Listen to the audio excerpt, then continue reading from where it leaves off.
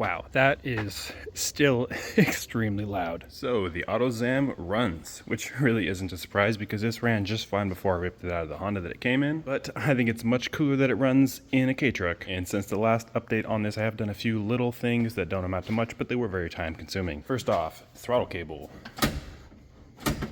This is the factory Autozam throttle cable attached to the Ninja throttle cable, which is probably a Honda throttle cable. I really don't know, but it works.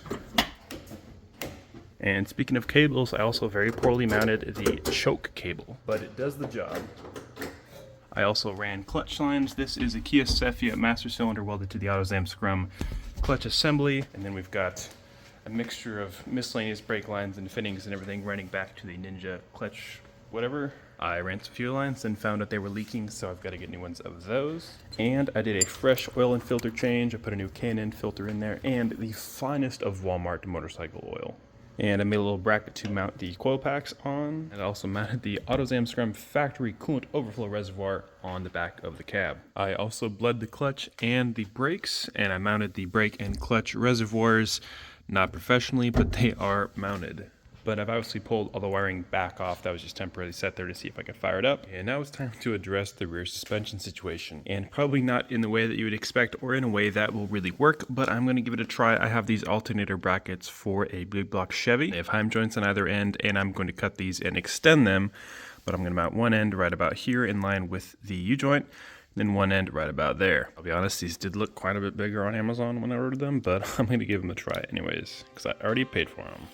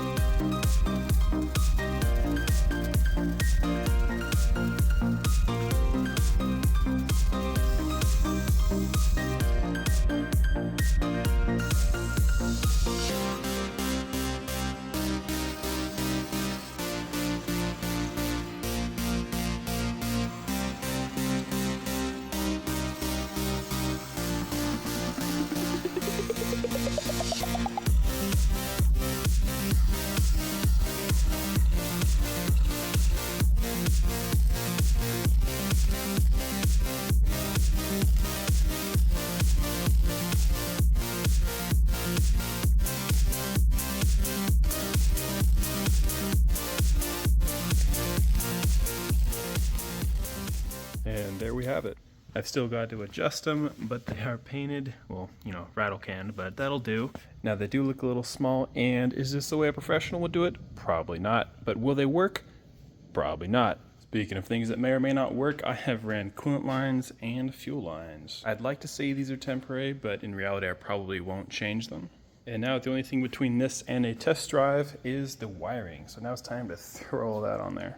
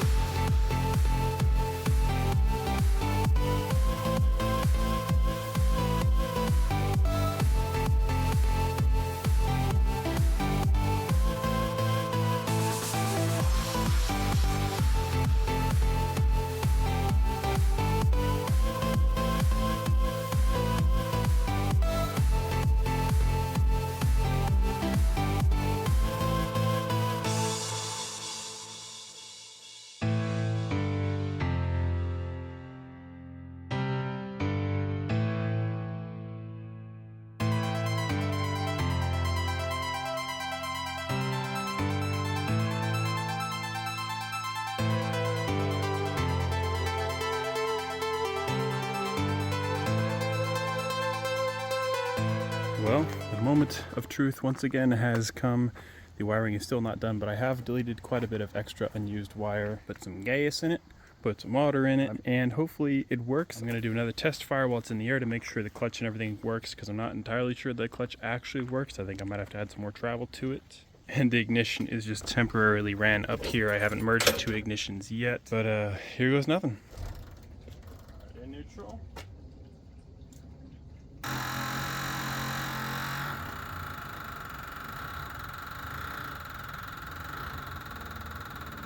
I'm going to try it with no choke first.